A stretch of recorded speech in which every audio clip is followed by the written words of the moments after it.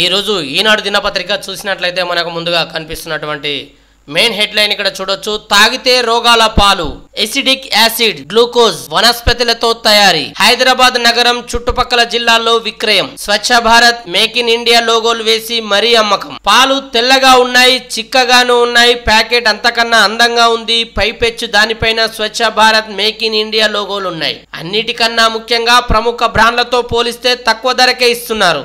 ఈ కారణాలు చాలావా వినియోగదారులు ఆకర్షితులై కొనుగోలు చేయడానికి. ఈ బలహీనతలనే కొందరు స్వార్థపరులు సొమ్ము చేసుకుంటున్నారు. రసాయనాలు, ఇతర పదార్థాలతో నకిలీ పాలు తయారు చేస్తూ మోసాలకు తెగబడుతున్నారు. ఈ పాలు పసిబిడ్డలు కూడా తాగుతారని తెలిసి విక్రయిస్తూ పాపాలకు ఒడిగడుతున్నారు. హైదరాబాద్ శివారులోని మేడిపల్లి పీర్జాదిగూడలో ఎస్ఓటి పోలీసులు తాజాగా ఓ తయారీ కేంద్రంలో తనిఖీలు నిర్వహించడంతో ఎంతో కాలంగా గుట్టుగా సాగుతున్న నకిలీ భాగోతం బయటపడింది. వాసన కోసం కొంచెం పాలపొడి వాడి దానికి ఎసిడిక్ యాసిడ్, గ్లూకోజ్ ద్రావణం, చిరోటి రవ్వ, పామాయిల్, వనస్పతి వంటి పదార్థాలు కలిపి రోజుకు 5,000 లీటర్ల నకిలీ పాలు తయారు చేస్తున్నట్లు దర్యాప్తులు తేలడం ఆందోళనకర పరిణామం. గజేందర్ సింగ్ అనే వ్యాపారి కోహినూర్ శ్రీకృష్ణ బాండ్ల పేరిట బేగం బజార్ కేంద్రంగా నగరంలోని పలు హోటళ్లు, టీ స్టాళ్లకు, రెస్టారెంట్లకు ఈ పాల ప్యాకెట్లు, అనుబంధ ఉత్పత్తులైన వెన్న, పెరుగు, ఐస్ క్రీం వంటి వాటిని విక్రయిస్తున్నట్లు తెలుసుకున్న దర్యాప్తు అధికారులు అవక్కయ్యారు. రేకుల షెడ్లే తయారీ కేంద్రాలు. గ్రేటర్ హైదరాబాద్ పరిధిలో నివసించే జనాభా కోటికి పైనే. రోజువారీ పాల అమ్మకాలు దాదాపు 30 లక్షల లీటర్లు. సహకార డైరీలు దాదాపు 10 లక్షల లీటర్లు విక్రయిస్తుండగా ప్రైవేట్ డైరీలు దాదాపు 18 నుంచి 19 లక్షల లీటర్లు అమ్ముతున్నాయి. కొందరు నకిలీ కల్తీ పాలతో లక్షల లీటర్ల వరకు విక్రయాలు సాగిస్తున్నారు. ప్రధానంగా మేడ్చల్, మల్కాజిగిరి, యాదాద్రి, భువనగిరి, రంగారెడ్డి తదితర జిల్లాల్లో ఈ తరహా పాల తయారీ యథేచ్ఛగా సాగుతుందనే విమర్శలున్నాయి. పలువురు రేకుల షెడ్లు అద్దెకు తీసుకుని నకిలీ పాల తయారీ యూనిట్లు ఏర్పాటు చేస్తున్నారు. పీర్జాదిగూడలో నకిలీ పదార్థాలతో తయారు చేసిన బర్ఫీ ప్యాకెట్లు ఇక్కడ చిత్రంలో చూడొచ్చు మనం. మరో హెడ్లైన్ ఇక్కడ కనిపిస్తా ఉంది. ప్రమాద స్థలంలో నుజ్జునుజ్జైన కారు, గాలిలో కలిసిన 7 నిండు ప్రాణాలు. వాగులో కారు బోల్తపడి మృత్యువాత. మెదక్ జిల్లాలో ఘోర రోడ్డు ప్రమాదం. తీసుకున్న కొత్త అప్పు 49,618 కోట్లు. పాత బాకీల కిస్తీలకు కట్టింది 56,440 కోట్లు. ఆర్థిక మంత్రి కార్యాలయం వెల్లడి. రైతులు, ఉద్యోగులకు తీపి కబురు. శనగలు సహా 6 పంటల మద్దతు ధర పెంపు. ఉద్యోగులకు DA/DR అదనంగా 3%. కేంద్ర మంత్రి మండలి నిర్ణయం. దీపావళి పండుగ ముంగిట ప్రధాని మోదీ సర్కార్ కర్షకులకు, కేంద్ర ప్రభుత్వ ఉద్యోగులకు తీపి కబురు అందించింది. 6 రబీ పంటల మద్దతు ధరను పెంచింది. దీనిలో భాగంగానే తెలుగు రాష్ట్రాల్లో పెద్ద మొత్తంలో పండించే శనగల ధర క్వింటాలుకు 210 మేర పెరగనుంది. కేంద్ర ప్రభుత్వ ఉద్యోగులు, పింఛన్దారులకు అదనంగా 3% DA/DR ఇవ్వాలని నిర్ణయించింది. జమ్మూ కాశ్మీర్ సీఎంగా ఒమర్ అబ్దుల్లా ప్రమాణం. ప్రభుత్వంలో చేరని కాంగ్రెస్ బయట నుంచే మద్దతు. హాజరైన రాహుల్ గాంధీ, ఖర్గే, అఖిలేష్. ఉన్నత విద్యా మండలి చైర్మన్ గా ఆచార్య బాలకృష్ణారెడ్డి, వైస్ చైర్మన్ గా ఇటికేల పురుషోత్తం. దక్కని ఊరట. క్యాట్ ఉత్తర్వులపై స్టే ఇచ్చేందుకు హైకోర్టు నిరాకరణ. పరిపాలనా పరమైన నిర్ణయాల్లో జోక్యం చేసుకోలేమని వ్యాఖ్య. ఇరు రాష్ట్రాల నుంచి IAS అధికారుల రిలీవ్. ఏపీకి రొనాల్డ్ రాస్, ఆమ్రపాలి, వాణిప్రసాద్ వాకాటీకరణ. తెలంగాణకు సృజన, హరికిరణ్, శివశంకర్. GHMC కమిషనర్ గా ఇలం భర్తీ. ఇంధన శాఖ కార్యదర్శిగా సుల్తానియా.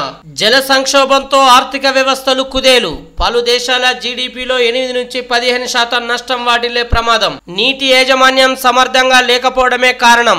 అంతర్జాతీయ కమిషన్ అధ్యయనంలో వెల్లడి. నీటికి ధర నిర్ణయిస్తేనే పరిస్థితిలో మార్పు వస్తుందని సూచన. తెలంగాణలో చిప్ తయారీ ప్లాంట్లు ఏర్పాటు చేయండి. కేంద్రానికి రాష్ట్ర IT మంత్రి శ్రీధర్ బాబు వినతి. తెలంగాణలో చిప్ల తయారీకి ఉద్దేశించిన semiconductor, advanced packaging, manufacturing కర్మాగారాలను ఏర్పాటు చేయాలని రాష్ట్ర IT శాఖ మంత్రి దుద్దిల్ల శ్రీధర్ బాబు కేంద్ర ప్రభుత్వాన్ని కోరారు. బుధవారం ఇక్కడ జరిగిన world telecommunication standardization assembly 2024 India mobile congress లో తెలంగాణ ప్రభుత్వం తరపున పాల్గొన్న శ్రీధర్ బాబు మాట్లాడుతూ 100 కోట్ల స్మార్ట్ ఫోన్ల వినియోగదారులు, 1 కోటి విద్యుత్ వాహనాలు, 200 కోట్ల IoT పరికరాల తయారీ దిశగా భారత్ అడుగులేస్తుంది. ఈ తరుణంలో సెమీ కండక్టర్ల డిమాండ్ ఆకాశాన్ని అంటే అవకాశం ఉంది. ఈ డిమాండ్ను తీర్చడానికి తెలంగాణ సిద్ధంగా ఉంది. చిప్ల తయారీలో ప్రపంచ ప్రసిద్ధిగాంచిన ఎన్విడియా, క్వాలికామ్, బ్రాడ్కామ్లతో పాటు గతిశీల అంకురాలు హైదరాబాద్ కేంద్రంగా పనిచేస్తున్న విషయం తెలిసిందే. ఏకంగా 3.5 లక్షల మంది AI సెమీ కండక్టర్ నిపుణులున్న రాష్ట్రంలో అడ్వాన్స్డ్ ప్యాకేజింగ్, మ్యానుఫ్యాక్చరింగ్ ప్లాంట్లు, అసెంబ్లింగ్, టెస్టింగ్, మార్కింగ్, ప్యాకేజింగ్ యూనిట్లు ఏర్పాటు చేస్తే ఇండియా నిర్దేశించుకున్న $10 ట్రిలియన్ ఆర్థిక వ్యవస్థ లక్ష్యానికి తెలంగాణ కూడా $1 ట్రిలియన్ సమకూర్చగలుగుతుంది. మా రాష్ట్రంలో ఇంటింటికి 300కే ఇంటర్నెట్ అందించడానికి ఉద్దేశించిన టీ ఫైబర్ ప్రాజెక్టును పూర్తి చేయడానికి కేంద్రం ఆర్థిక సాయం చేయాలి.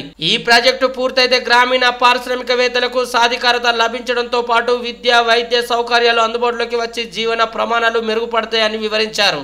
కళాశాలలు బంద్ చేస్తున్నా పట్టించుకోరా?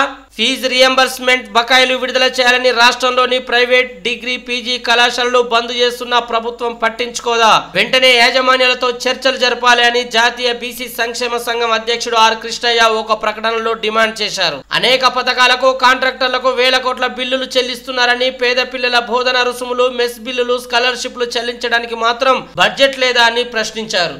వర్షం, ఈదురుగాలులకు కోతకు వచ్చిన పైరు పొలంలోనే నేలకు ఒరిగిపోతుండడంతో గింజలు రాలి నష్టం వాటిల్లుతుందని రైతులు ఆవేదన చెందుతున్నారు. మరోవైపు ఇప్పటికే పంట కోసిన అన్నదాతలు ధాన్యం కొనుగోలు ప్రారంభిస్తారనే ఆశతో సమీప కొనుగోలు కేంద్రాలకు తరలించారు. యాదాద్రి భువనగిరి జిల్లా బీబీనగర్ మండలం జూలూరులోనివి దృశ్యాలు ఇక్కడ చిత్రంలో చూడొచ్చు మనం. ఆమె కోసం ముగ్గురిని చంపేందుకు కుట్ర, వీడిన సూరారం బాలిక హత్య కేసు మిస్టరీ, నిందితుడి అరెస్టు. ఓ వివాహితను ఎలాగైనా చెరపట్టడానికి ఆమె కుటుంబంలోని ముగ్గురిని చంపేందుకు పథకం వేశాడో వ్యక్తి. అనుకున్నట్టే ముక్కు పచ్చలారని 7 ఏళ్ల బాలికను దారుణంగా చంపేశాడు. మరో బాలికను చంపాలనుకున్న పోలీసులకు దొరికిపోయాడు. హైదరాబాద్ నగర పరిధి సూరారం పోలీస్ స్టేషన్ పరిధిలో 7 ఏళ్ల బాలిక కిడ్నాప్ హత్య కేసు మిస్టరీని పోలీసులు ఛేదించారు. ఉన్నత విద్యా మండలి చైర్మన్ గా బాలకృష్ణారెడ్డి, ఆర్జీయుకేటీ ఇన్ఛార్జ్ వీసీగా గోవర్ధన్, మహిళా వర్సిటీకి ధనావత్ సూర్య. బోనులో సురక్షితంగా తెల్లపులి.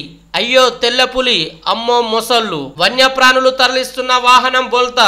వన్యప్రాణులను తరలిస్తున్న వాహనం ప్రమాదానికి గురవగా అదృష్టవశాత్తు అందులోని జీవాలన్నీ సురక్షితంగా బయటపడ్డాయి. బీహార్ రాజధాని పట్నాలోని సంజయ్ గాంధీ జాతీయ జూ పార్క్ నుంచి వివిధ రకాల వన్యప్రాణులను 2 వాహనాల్లో బెంగళూరులోని బన్నేర్ఘట్ట జాతీయ జూ పార్క్ కు తరలిస్తున్నారు. వీటిలో ఘరియాల్ జాతి మొసళ్ళు, అరుదైన తెల్లపులి ఉన్నాయి. బుధవారం నిర్మల్ జిల్లా మామడ మండలం మొండిగుట్ట గ్రామానికి చేరుకున్నాక 2 వాహనాల్లో ఒకటి అదుపు తప్పి బోల్తా పడింది. 8 మొసళ్లలో 2 బయటపడగా అవి తప్పించుకొని పోకుండా స్థానిక అటవీ అధికారులు రక్షణ చర్యలు చేపట్టారు. వాహనం నుంచి బయటపడిన మొసలిని తరలిస్తున్న సిబ్బంది ఇక్కడ చిత్రంలో చూడొచ్చు. ఇక త్వరలో 3500 లైన్మెన్ పోస్టుల భర్తీ. టీజీఎస్పీడీసీఎల్లో 50 దాకా ఏఈ పోస్టులు. ఈ నెలలోనే ఉద్యోగ నోటిఫికేషన్లు. 10 ఏళ్లలో 1000 కిడ్నీ మార్పిళ్లు. ఆరోగ్యశ్రీ సీఎంఆర్ఎఫ్ కింద ఉచితంగానే. నిమ్స్ ఆసుపత్రి వైద్యుల ఘనత. శస్త్రచికిత్సలు చేసిన నిమ్స్ యూరాలజీ, నెఫ్రాలజీ వైద్యుల బృందం. హైడ్రాకు అధికారులు ఉత్తర్వులు జారీ చేసిన ప్రభుత్వం. కులగణనను స్వాగతిస్తున్నామన్న కోదండరాం. జల సంక్షోభంపై అధ్యయనం చేసిన కమిషన్ 5 రకాల సిఫార్సులు చేసింది. ఆహార వ్యవస్థలో విప్లవాత్మక మార్పులు తేవాలని ప్రధానంగా సూచించింది. 1 సేద్యంలో మార్పులు. వ్యవసాయంలో సూక్ష్మ సేద్యాన్ని అమలు చేయాలి. నీటితో ఉత్పాదకత పెంచడం ద్వారా నత్రజని ఆధారిత ఎరువుల వినియోగాన్ని తగ్గించాలి. ప్రజలు మొక్కల ఆధారిత ఆహారం వైపు మళ్ళాలి. 2 ప్రకృతిని పరిరక్షించాలి. 3 జల ఆధారిత ఆదాయం. నీటి ఆధారిత ఆదాయ వనరులను సృష్టించాలి. ప్రతి చుక్క వృధా నీటిని తిరిగి వినియోగంలోకి తేవాలి. సరఫరా లోపాలను అరికట్టాలి. 4 పునరుత్పాదక విద్యుత్. నీటిని తక్కువగా వినియోగించే పునరుత్పాదక విద్యుత్ ఉత్పత్తిపై దృష్టి సారించాలి. 5 సురక్షిత జలం.